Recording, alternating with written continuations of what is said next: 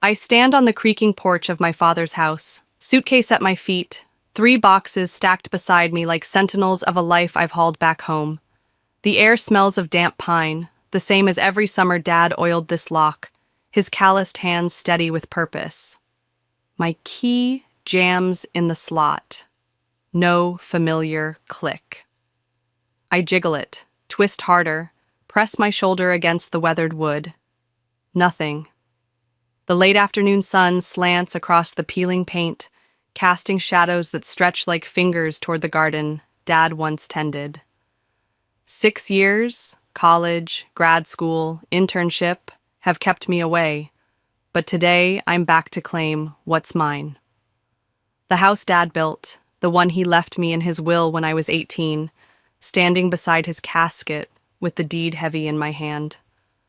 Mom knew I was coming. We spoke last week. So why won't the door budge? My breath catches, a cold prickle creeping up my spine. I try again, the metal biting into my palm, but the lock holds firm, stubborn as a secret.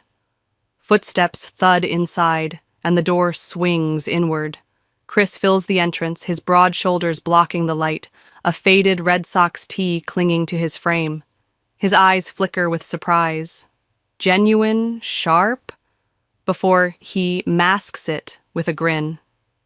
Madison, we weren't expecting you until next week. His voice pitches too high, the smile stretched tight across his jaw. I blink, clutching the key like a lifeline. I told Mom I'd be here today, I say, keeping my tone light despite the churn in my gut. We talked last week. Right. He scratches his thinning hair, stepping back just enough to let me peer past him. Memory's not what it used to be. The suitcase drags behind me as I edge forward, the porch groaning under my weight. Something's wrong. Chris's stance, the silence beyond the threshold. This is my house, but it doesn't feel like home. Not yet. I cross the line, heart thudding, ready to find out why. I step inside and my suitcase slips from my fingers, thudding onto the hardwood with a dull echo. The entryway hits me like a stranger's house. The warm beige walls Dad painted, gone, replaced by stark white that glares under the new recessed lights. His oak coat rack, where I'd hang my backpack after school, vanished. In its place, a sleek glass console table reflects the emptiness back at me. The fishing prints he'd framed, each knot and wave a story he'd tell me, are missing. Instead, black and white abstracts hang in cold precision, their sharp edges slicing through memory. The air feels crisp, like a showroom, not a home. You've redecorated, I say, the words flat in my mouth, inadequate against the weight of what's lost. Chris runs a hand through his hair, casual for a Wednesday afternoon in jeans and that faded tee. Lisa wanted a modern touch, he says, shrugging like it's nothing. You know how she is. I don't. Mom never cared about decor when Dad was alive. She'd laugh at his fussing over paint swatches, call it his domain. My chest tightens, a cold suspicion settling deep. Where's Mom? I ask, still frozen in the entryway, boots rooted to the floor. Shopping, Chris replies, glancing at my luggage. Should be back soon. His eyes linger on the boxes, then flick to me. You know, Madison, you might want to look at apartments soon. Rental market's tight around here. I stare at him, the words sinking like ice water. Apartments? Sure. He gestures vaguely, a salesman's wave. Young professional like you, you'll want your own space, independence and all that. The implication lands hard. He doesn't expect me to stay. In my house. My pulse quickens, but before I can fire back, the front door swings open. Mom, Lisa, bustles in, grocery bags crinkling in her arms. Her hair's shorter, blonder than I remember, highlights catching the light. She stops dead when she sees me, eyes darting between me and Chris. Madison, you're here already. She sets the bags down, crossing to me for a quick hug. It's stiff, hollow, her arms barely pressing against me before she pulls back. We were just talking about you this morning, weren't we, Chris? Chris nods, avoiding my gaze. I was saying how Madison might want to look at apartments. Lisa's smile falters, a crack in her mask. Well, no rush on that. You can stay in the guest room for now. The guest room, not my room. My throat burns. Where are my things? I ask, voice steady despite the tremor in my hands. From my bedroom? Lisa's gaze slides away. We boxed up some stuff in the attic. Ethan needed more space as he got older, so we gave him your room. Made sense since you were away at college. Something inside me cracks, sharp and silent. And Dad's study? The nervous glance between them tells me everything before she speaks. That's Ethan's bedroom now. He's 16. He needed his privacy. She hesitates. Your father's been gone 6 years, Madison. 6 years. I was 18, clutching that deed, trusting them to keep this house for me. Now it's theirs in all but name, and I'm a guest in my own inheritance. My fingers curl into fists. This isn't right, not even close. I push open the door to Dad's study, and the air shifts. Gym socks and soda, not his cedar cologne. Basketball posters plaster the walls, their glossy edges curling where tape fails. A gaming console hulks in the corner where his bookshelves once stood, wires snaking across the floor. The wide window where he'd read with the garden sprawling beyond is smothered by dark blinds, shutting out the view he loved. A twin bed with rumpled green sheets sits where his desk used to be, the wood grain still etched in my memory from hours spent watching him work. Nothing remains of him, not a trace. I stand motionless, absorbing the erasure. 6 years ago, I stood beside his casket, the lawyer pressing the deed into my hand. James Carter's only child. His daughter, inheriting the house he built with his own hands. Just for a while, Lisa had said then, her voice soft with grief. Until you finish college, we'll keep it up for you. I trusted her, trusted them. Now, Lisa watches me from the doorway, her hands twisting together, that nervous tick I've known since childhood. Madison, we should talk, she says, barely above a whisper. Yes, I reply, my voice steadier than I feel. We should. In the kitchen, she sits across from me, eyes avoiding mine. Chris has vanished, conveniently, predictably. What's going on? I ask, leaning forward. Why does Chris think I should get an apartment instead of living in my house? She flinches at my house, a tiny recoil. Chris believes, that is, we thought. She takes a shaky breath. He thinks the house belongs to us now. The world tilts. The house Dad left to me? In his will? The one I have the deed to? He says after 6 years of us living here, paying utilities, making improvements. Her voice trails off, fragile as glass. You knew, I whisper, betrayal clawing at my chest. You knew it was legally mine, and you let him believe he could take it?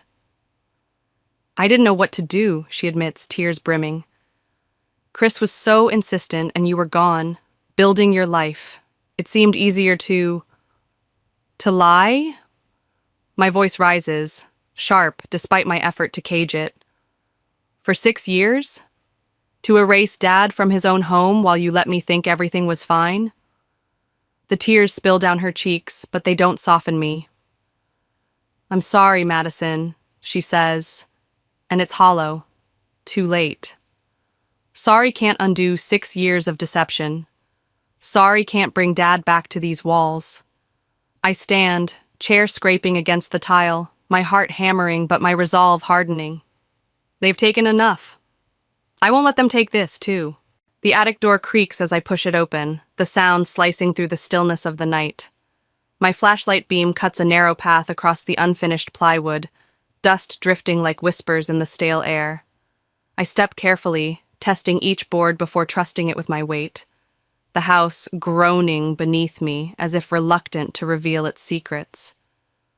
6 years of absence press against my ribs, but I need answers. Something to explain the betrayal simmering in Lisa's tears and Chris's tight smiles. Dad? I murmur to the darkness, half expecting his steady voice to answer, like it did when I was small and scared. The light catches on a stack of cardboard boxes pressed against the far wall, their edges softened by time. Lisa's neat handwriting labels them. James, books, James, photos, James, Navy.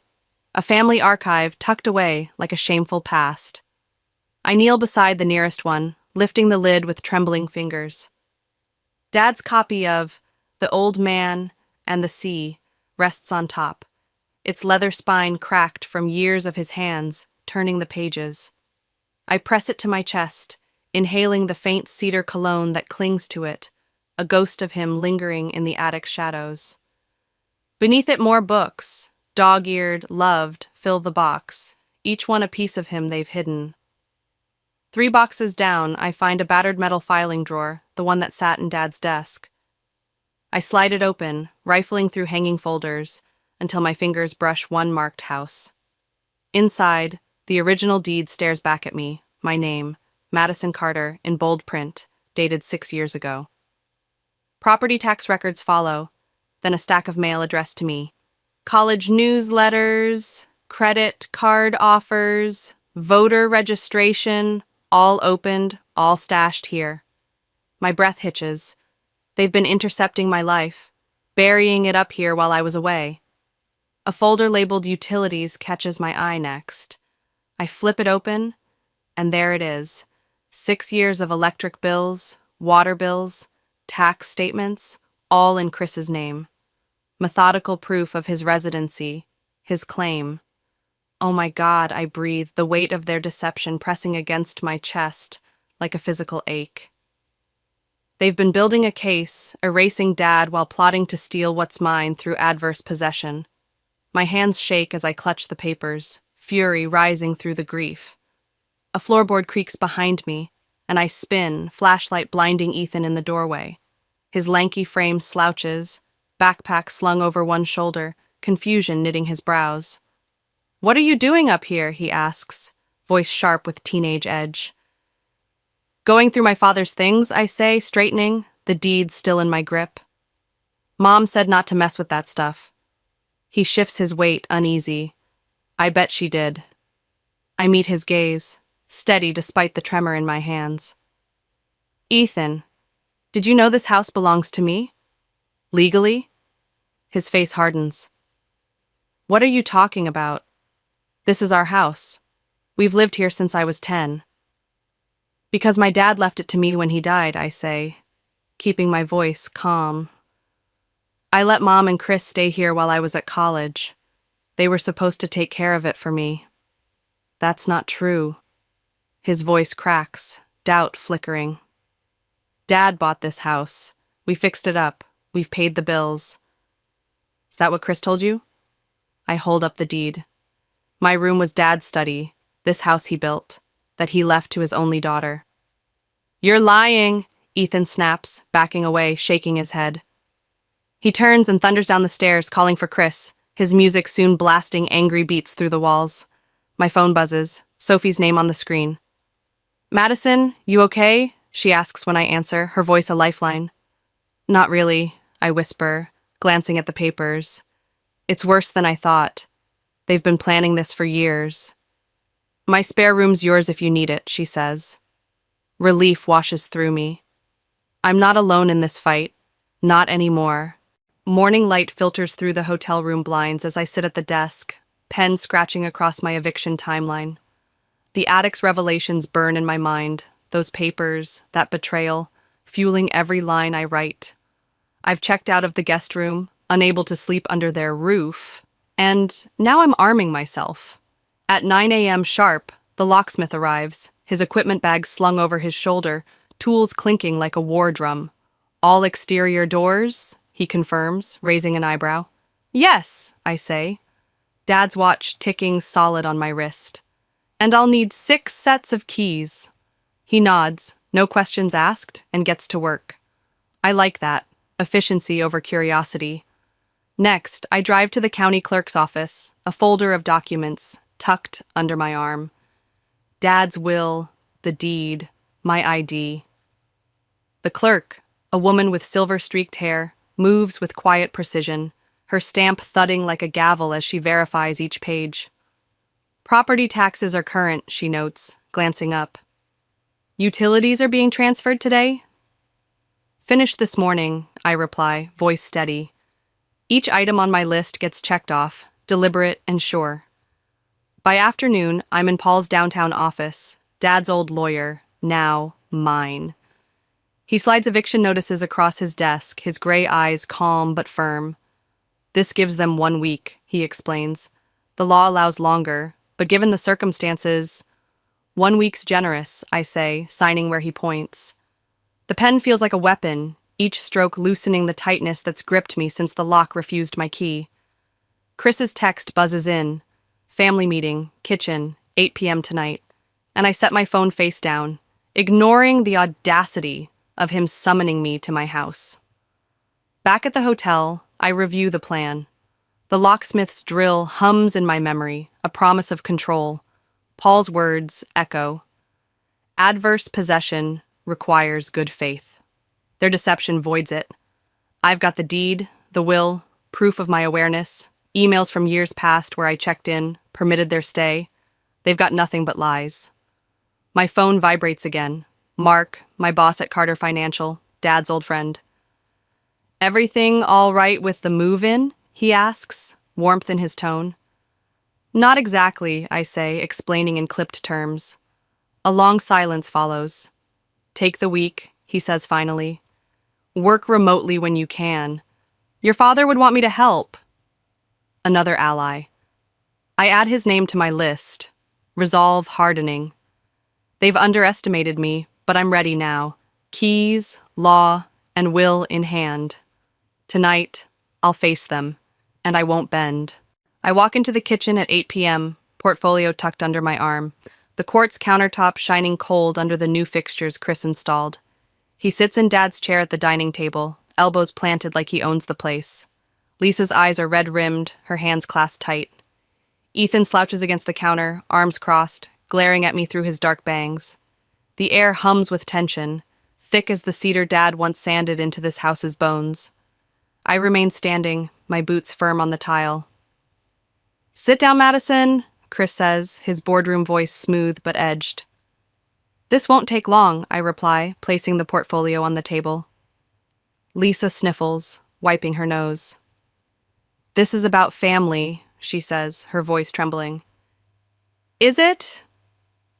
I slide the first document across the wood. Dad's will, my name bold on the deed.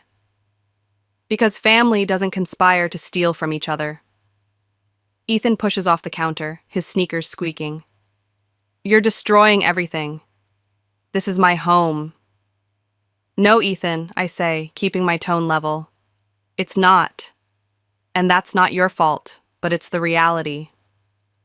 Chris leans forward, his face flushing. Be reasonable, Madison. We've lived here 6 years, put money into improvements. Adverse possession requires the true owner to be unaware, I cut in, pulling out emails from my college years. Check-ins about the house, my permission for their stay. I visited. We talked. I was aware. His jaw tightens, and I place the eviction notice down next. You have 1 week. Lisa gasps, her hand flying to her mouth. 1 week? Where are we supposed to go? That's not my concern, I say, the words tasting sharp, but necessary. You've had 6 years to prepare. Chris stands, chair scraping loud against the floor. You ungrateful little... I wouldn't, I warn, meeting his gaze. The property's under surveillance now. Any damage, any items taken that aren't yours, and it's legal action. My voice is firm as iron, forged in the attic's dust and Paul's office. The mask slips, his eyes narrow, fury twisting his mouth. You'll regret this, he hisses. Probably, I nod. But I'll regret it in my house. Lisa reaches across the table, tears spilling again. Madison, please. We're family. Everything we've done was for stability, for all of us, including you. Family doesn't do this, I say, sliding Paul's business card toward them. I spoke with Paul today, Dad's lawyer. He says your deception proves bad faith. Adverse possession won't hold. Chris's flush deepens. You went behind our backs? I'm protecting what's mine. I hold his stare, unblinking. Mrs. Harper next door's been worried for years about how fast you erased Dad. She's ready to testify. Ethan steps forward, voice breaking. So, what happens to me? Do you even care? This isn't about you, I say softly, meeting his red-rimmed eyes. It's my home, too. Not just some paper, he snaps, storming out. Lisa sobs, but Chris stays silent, his calculation crumbling. I gather my documents, heart hammering but steps steady. 1 week. They're on notice, and I'm not backing down. Morning sun spills through the living room windows as Sophie arrives with coffee and a determined grin, her dark curls bouncing. Where do we start? She asks, surveying the space I've already begun to reclaim. The confrontation last night left my hands steady, but my heart raw. And now, I'm ready to undo their erasure. Tom and Emily, colleagues I've barely known a week, unload moving boxes from Tom's truck, their chatter a quiet comfort. Dad's study, I answer, leading them down the hall. Ethan's stuff is gone, shifted to the basement, I assume, and the bare walls bear only tack marks from his posters. I rip down the dark blinds, sunlight washing over the garden Dad tended, its overgrown edges a testament to their neglect. The room smells faintly of teenage chaos still, but I'll fix that. Sophie scrubs the baseboards while Tom hauls out the gaming console, and I unpack Dad's fishing prints, their wooden frames solid in my hands. Each nail I tap into the wall feels like a stitch, sewing Dad back into this house. A knock at the front door interrupts us, and I find Mr. Harper on the porch, his weathered hands clutching Dad's garden tools, rusted but familiar. Thought you might want these back, he says, voice gruff. James asked me to keep an eye on them. My fingers trace the worn handles, Dad's grip still etched in the wood. Thank you, I manage, throat tightening. Come in for tea? He nods, and over 2 cups, his stories spill out. Dad planting roses, fixing fences, laughing over beers. Each word rebuilds something inside me, a piece of the man they tried to erase. The bittersweet triumph sinks in. I'm winning this, but the family I trusted is gone. Back in the study, we finish hanging the prints. A schooner under sail, Dad's favorite, and I step back, breathing easier. Chris storms in that evening, his shadow darkening the doorway, as I adjust the final frame. This is ridiculous, he announces, voice thick with frustration. You can't just, I can, and I am, I say, turning slowly, hammer still in hand. I've spoken to Paul. Your adverse possession claims fraud, hiding my mail, lying about ownership. He flinches, and Lisa appears behind him, eyes fixed on the transformed room. You found the pictures, she whispers, stepping inside, her fingers twisting together. Mr. Harper saved them, I say, straightening the schooner. Along with Dad's tools. Why, Mom? Why did you let this happen? Her shoulders sag. It was easier. After James died, everything was so hard. Chris said he'd handle it. And then it just snowballed. The truth is so small, so weak. No grand plot, just cowardice. I'm sorry, Madison, she says, and this time I believe her. But it's not enough. Well, it's not easy now, I reply, voice firm. 1 week, Mom.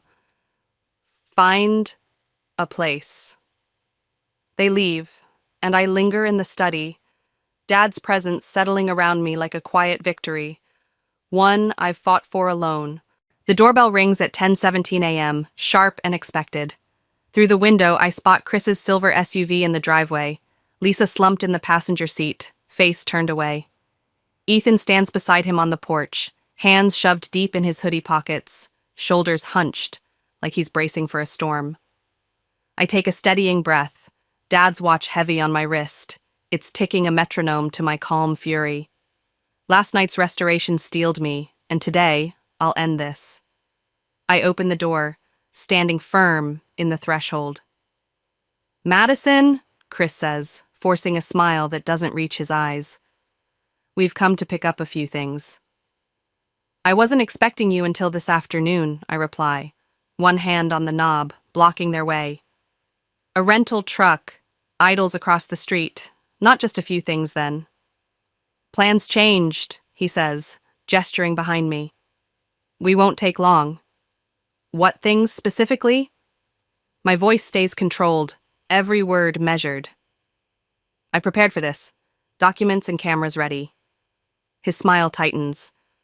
The dining room set, Lisa's grandmother's, and the hallway mirror. Dad's mirror, the one he restored? I raise an eyebrow. And the dining set he built for their 5th anniversary?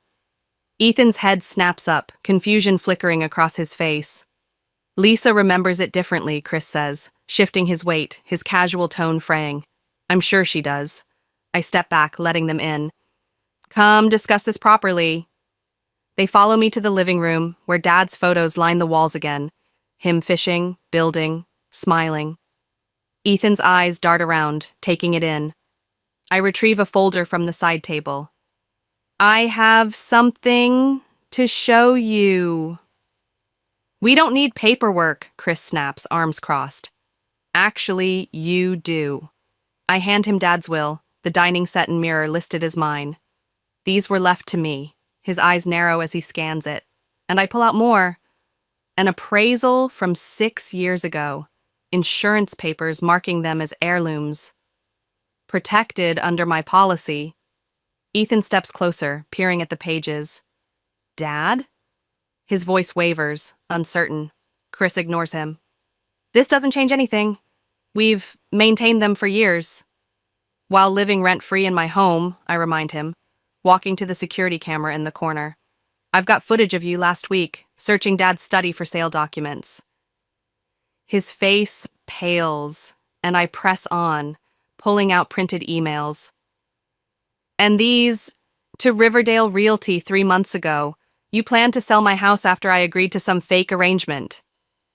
Ethan's head whips toward him. You were going to sell?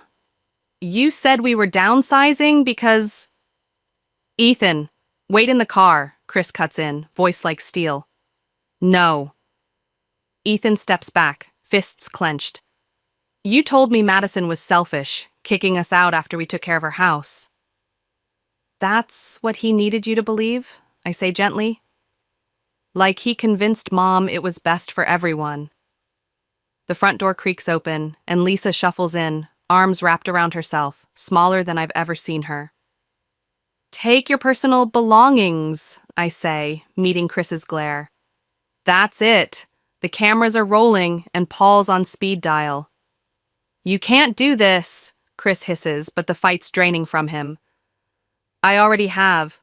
I hold his gaze, unyielding. Ethan storms out, Lisa following, her head bowed. Chris lingers, then turns, his angry profile sharp as their car pulls away. I close the curtains, new keys solid in my palm, my house, reclaimed. The battle's won, but the cost sits heavy in my chest. Midnight cloaks the study as I collapse onto my childhood bed, the guest sheets still on, but mine again. Starlight spills through the wide window, silvering the hardwood Dad laid, its grain a map of his hands.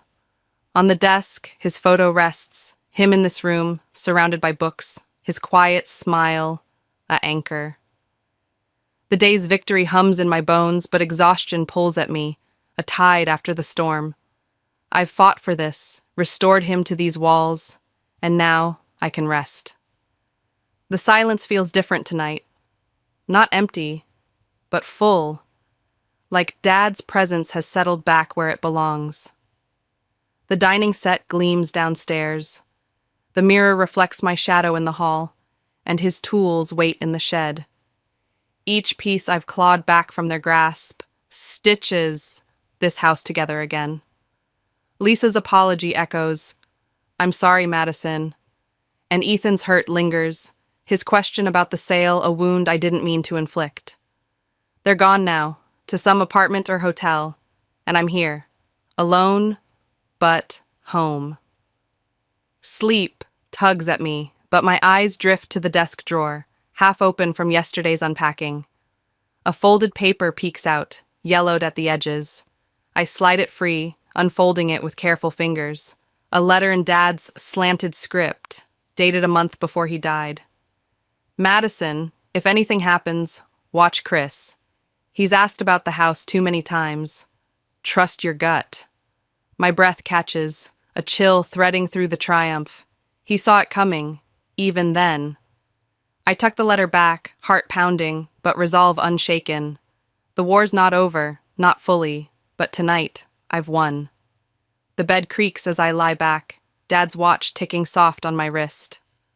This is my true home, reclaimed from their lies, and I'll defend it. Sleep claims me at last, the first real rest in 6 years, here where I belong. What do you do when the ladder you've climbed for years, rung by rung, is suddenly kicked out from under you? At 35, I thought I knew my worth, thought my work spoke for itself. 5 years of sweat-soaked mornings and sleepless nights at Meridian Corp., a Chicago-based firm where I'd carved out a reputation as the one who got things done. But that day, sitting in my boss Marcus's office, I learned a bitter truth. Sometimes, it's not about results. It's about playing the game. The smug curl of his lips as he delivered the news still burns in my memory, a spark that would ignite a fire I never knew I had. I sat across from Marcus, my hands gripping the armrests of the chair, the leather creaking under my fingers.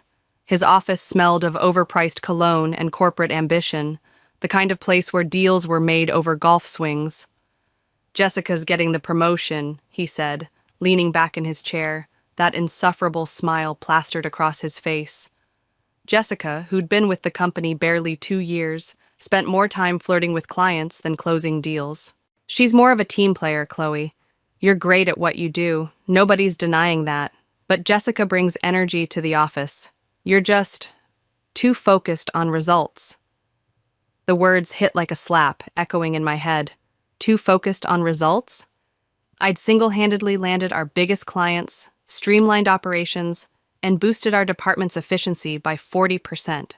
5 years of early mornings, late nights, and sacrificed weekends, all dismissed because I didn't laugh at Marcus's jokes or fetch his coffee. My pulse thrummed in my ears, but I kept my face neutral, a skill honed from years of navigating corporate politics. Marcus shuffled papers on his desk, probably expecting me to beg or break down. I didn't. Instead, I reached into my bag, my fingers brushing the crisp, white envelope I'd prepared that morning. Not out of foresight, but out of instinct, a quiet rebellion brewing beneath my calm exterior. "I understand," I said, my voice steady despite the anger bubbling beneath. I placed the envelope on his desk, its weight a silent promise. "And I appreciate you letting me know. Here's my resignation letter. My last day will be in 2 weeks." Marcus's smile faltered, his eyes widening just enough to betray his shock. "Now, Chloe, let's not be hasty," he said, his tone shifting to patronizing concern. "Just because you didn't get the promotion?" I cut him off, my voice calm but firm, like steel wrapped in velvet. "It's not hasty, Marcus. I've given it a lot of thought. You're right. I am focused on results. That's why I've decided to pursue opportunities where that quality is valued." I stood, smoothing my blazer, feeling the eyes of the office on me through the glass walls as I walked out. They didn't know what was in that envelope. The secret I'd tucked inside alongside my resignation. A secret that would make Marcus realize exactly what he was losing. As I crossed the office, whispers trailed me like shadows. News travels fast in a place like Meridian, where cubicles hum with gossip as much as work. Jessica was probably already planning how to redecorate my desk, oblivious to the storm she'd inherit. I kept my head high, my heels clicking against the polished floor, each step a reminder of the 5 years I'd poured into this company. 5 years of building something bigger than Marcus could comprehend. That envelope wasn't just my goodbye, it was my checkmate, a move I'd been planning without even knowing it. And as I sat at my desk, the weight of my decision settling over me, I felt not defeat, but the first flicker of something new: power. The office buzzed with a nervous energy in the days after my resignation, like a hive sensing the Queen's departure. I could feel my co-workers' eyes on me, their whispers a soft hum behind my back. Jessica, now strutting like she owned the place, was the loudest presence of all, her laughter grating as she learned the ropes of her new role. But I wasn't here to watch her stumble, not yet. I had work to do, not for Meridian, but for me. The resignation letter I'd left on Marcus's desk held more than my farewell. It was a grenade, and I was counting down the moments until it detonated. Jessica stopped by my desk one morning, perching on its edge like a bird too proud to land. "Chloe, I hope there are no hard feelings," she said, her voice dripping with syrupy sympathy, her eyes gleaming with triumph. "I know you worked hard for this promotion." I looked up from my computer where I was methodically downloading copies of my work files. Not to steal, I had too much integrity for that, but to ensure I had proof of every project I'd touched, every client I'd won. "No hard feelings at all, Jessica," I said, my smile as sharp as a blade. "I'm sure you'll do great." She beamed, probably thinking I was conceding defeat. She had no idea what I'd been building in the shadows. For 3 years, in the quiet hours after work, I'd been developing a project management system. It started as a way to organize my tasks, a lifeline in the chaos of Meridian's mismanaged projects. But it grew, evolved into something revolutionary. It tracked deadlines, optimized workflows, and predicted bottlenecks with an accuracy that saved millions in time and resources. I tested it, refined it, and used it to achieve the results Marcus found so troublesome. My system was the backbone of our department's success, the reason we landed those big clients, the reason our efficiency soared. And 6 months ago, I filed for a patent. It was approved last week, a quiet victory I'd kept to myself. In my resignation letter, I'd included a report detailing exactly how much money and time my system had saved Meridian. The kicker? A notice of my patent, a legal wall Marcus couldn't climb. As I organized my files, I imagined Marcus opening that letter, his smugness crumbling as he read the numbers, the proof of my worth laid bare. I'd tried to share my ideas before. 3 times in the past year, I'd requested meetings to discuss efficiency measures. Each time, Marcus brushed me off, saying we needed to focus on team dynamics. Now, he'd see what those dynamics cost him. Jessica, meanwhile, flitted around the office, oblivious to the void she was stepping into. She thought she'd won, but she was about to learn that taking credit for others' work only gets you so far.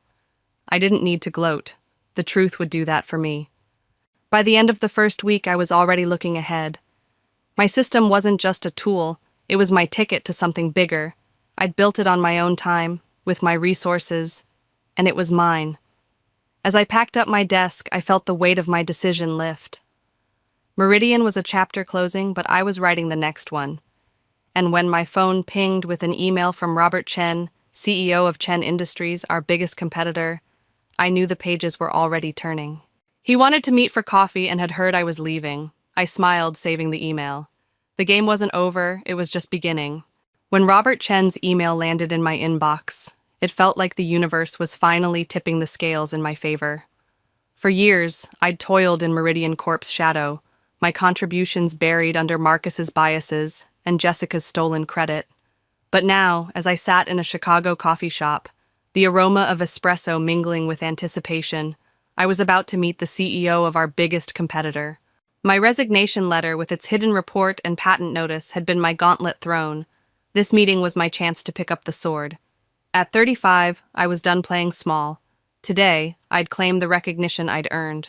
The coffee shop was a sleek, urban haven, all exposed brick and soft jazz, a far cry from Meridian's sterile office. Robert Chen arrived, his presence commanding yet warm, his tailored suit a testament to Chen Industries' success. He slid into the seat across from me, his eyes sharp with the kind of intelligence that misses nothing. "Chloe, I've been following your work," he said, his voice steady, no trace of Marcus's condescension. "Your client wins, your efficiency gains. Meridian's been lucky to have you. I hear you're leaving. Why?" I sipped my coffee, weighing my words. Meridian values optics over outcomes, I said. I built a system that saved them millions, but they promoted someone who excels at flattery. I want to be where results matter. Robert nodded, a smile tugging at his lips. Then, you're in the right place. We want you at Chen Industries, not just as an employee, but as a partner. You'd have creative control over your system's implementation across our entire organization. Triple your current salary plus equity. My heart raced, but my hands stayed steady as he slid a contract across the table. This was what validation felt like, what it meant to be seen. I signed my signature, a vow to myself, no more compromises. Back at Meridian, my final day arrived like a storm breaking. Marcus called me into his office, the glass walls doing little to hide his unease. The smug smile was gone, replaced by a sheen of sweat on his brow as he clutched the report from my resignation letter. "Chloe, we need to talk about this system," he said, his voice cracking as he waved the papers. "Why didn't you tell us about it?" I sat, smoothing my skirt, my calm a deliberate contrast to his panic. "I tried, Marcus. 3 times last year I requested meetings to discuss efficiency measures. You said team dynamics were more important." His face paled, the weight of his oversight sinking in. "But this is revolutionary," he stammered. "The savings alone? And you've patented it?" I nodded, savoring the moment. "I have, and I've accepted a position with Chen Industries. They're implementing my system company-wide." Marcus slumped, his desperation spilling out. "We'll match their offer. Senior Director Chloe, just don't go to Chen." I stood, my voice cutting through his plea. "It's not about money or titles, Marcus. It's about respect. You made it clear where you stand when you chose Jessica." I walked out, leaving him to his crumbling empire, the echo of my heels a final note of defiance. As I handed in my security badge, I felt lighter, unshackled. Chen Industries wasn't just a job, it was a canvas for my vision. Marcus's mistake had opened a door, and I was stepping through it, ready to build something bigger than Meridian could ever contain. The patent was mine, the future was mine, and for the first time in years, I felt like I was exactly where I belonged. Stepping into Chen Industries was like walking into a world where my worth wasn't a secret I had to prove. My first day began in a corner office, its floor-to-ceiling windows framing Chicago's skyline, a stark contrast to Meridian's cramped cubicles. At 35, I'd earned this, Director of Operations and Strategic Innovation, my name etched on a sleek glass plate. But the real difference wasn't the office or the title. It was the way people looked at me, with respect, not pity.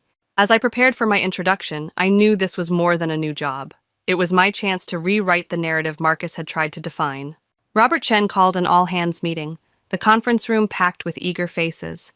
He stood at the front, his voice carrying a weight that demanded attention. "Chloe isn't just joining our team," he said, gesturing to me. "She's bringing a revolutionary project management system that will transform how we operate. She has full authority to implement changes, and I expect your cooperation." I stood, my heart swelling as applause rippled through the room. No one questioned my focus on results. Here, it was celebrated. I outlined my vision briefly, seeing nods of understanding, not skepticism. This was what it felt like to be valued, to have my work speak louder than office politics. 3 months later, I was in my office when my phone buzzed with a text from David, a former Meridian colleague. "Check the industry news," it read. "Big trouble at Meridian." I pulled up a news site, the headline stealing my breath. "Meridian Corp stock plummets, 30% amid client losses." The article detailed a cascade of failures, project delays, spiraling costs, and 3 major clients jumping ship, with more threatening to follow. A quote from Thomas Reynolds, one of our biggest former clients, hit hard. "Meridian's service has deteriorated significantly. Projects that ran smoothly are now a mess. It's like they lost their entire structure." I couldn't help but smile. Those smooth projects? They'd run on my system. That structure? I'd built it over 5 years, and Marcus had never cared to understand it. David texted again. "Jessica's melting down. Can't handle the workload. Marcus is starting to see she's clueless." I set my phone down, the irony sharp. Jessica, who'd thrived on stolen credit, was floundering without my framework to prop her up. At Chen Industries, my system was already working miracles. Project completion times had dropped by half, client satisfaction scores hit record highs, and efficiency metrics were soaring. Robert had approved my proposal to expand the system across all divisions, and we were in talks with clients eager to license it. I wasn't just surviving here, I was thriving. My focus on results no longer a flaw, but a beacon. Meridian's collapse was a distant echo, a reminder of what happens when you undervalue the people who hold you up. As I looked out my office window, the city sprawling below, I felt a quiet triumph. This was my stage now, and I was just getting started. 6 months after I left Meridian Corp., the news of their unraveling was no longer a whisper. It was a scream across Chicago's business pages. My system, once the silent engine of their success, was gone, patented and locked away, leaving them scrambling in the dark. At Chen Industries, my corner office was a testament to what focus on results could achieve. But when Robert Chen walked in one morning, a newspaper in hand, I knew the story of Meridian's collapse was about to take its final bow. The question wasn't whether they'd fall, it was how far and who they'd drag down with them. Robert set the paper on my desk, the headline bold: Meridian Corp CEO steps down amid continuing crisis. "Have you seen this?" he asked, his eyes glinting with the same knowing look he'd had when he offered me the partnership. I scanned the article, detailing Meridian's desperate restructuring after losing more clients and watching their stock plummet further. They'd tried to rebuild my project management system, hiring consultants to mimic its efficiency. But without the architecture I'd crafted over the years, their efforts were like building a house on sand. "The system isn't just software," I said, leaning back in my chair. "It's about understanding how every piece fits." Robert smiled, a rare warmth in his usually stoic demeanor. "Which is why the board voted unanimously to promote you to executive vice president next week. You've transformed us in 6 months, Chloe. We want more." My chest tightened with pride, not the fleeting kind, but the deep, steady glow of being truly valued. Later that day, an email from Marcus arrived, its subject line a stark apology. I opened it, curious but detached. "Chloe," he wrote, "I made a massive mistake not recognizing your value. Your system was our backbone, and we didn't see it until it was gone. I'm no longer with Meridian. The board asked for my resignation. Jessica left a month ago. Managing projects was harder than taking credit. I wish I'd listened to you." I read it twice, the words a faint echo of the validation I'd once craved. Now, sitting in an office adorned with a patent certificate and a plaque for our record-breaking quarter, his regret felt like a footnote. I typed a brief reply. "Marcus, thank you for your note. Results do matter. I wish you well." I hit send, closing that chapter with a click. Meridian's downfall wasn't my victory. My victory was the life I'd built beyond their reach.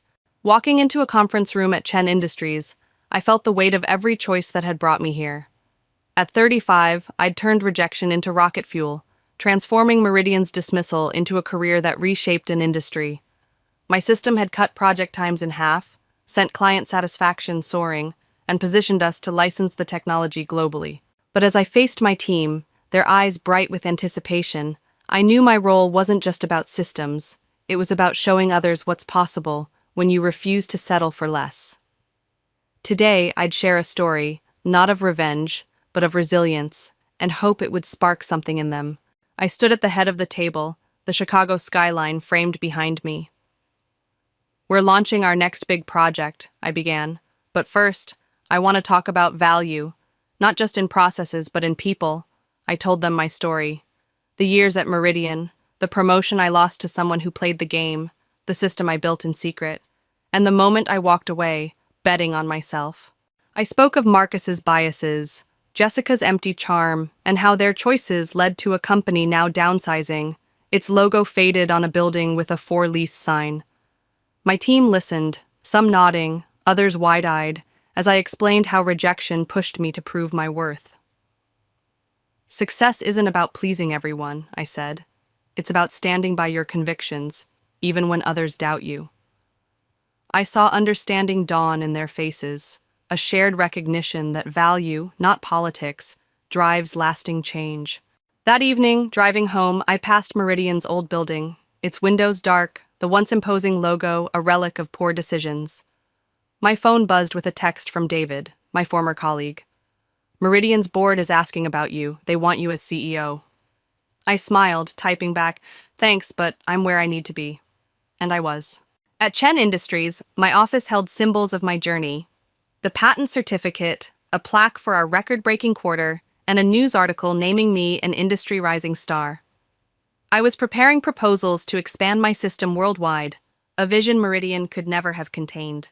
Their rejection had been my liberation, forcing me to prove, not just to them, but to myself, what I could achieve. Sitting in my home office, reviewing those proposals, I thought of others out there, people like me, overlooked because they focused on results over flash. My story wasn't just mine. It was theirs, a call to stand firm, to turn dismissal into drive. Meridian's mistake had taught me that the best response to being undervalued isn't bitterness, it's building something better. Marcus and Jessica were lessons, not victories. Their downfall a consequence of their own choices. As I closed my laptop, the city lights twinkling outside, I felt a deep gratitude, not for their failure, but for the chance to rise above it. Success, I realized, isn't about proving others wrong. It's about proving yourself right, about knowing your worth and demanding it unapologetically. And that, more than any title or patent, was the legacy I'd leave behind. As I sat in my home office, the glow of Chicago's skyline filtering through the window, I traced the arc of my journey from Meridian Corp's cubicles to Chen Industries' executive suite.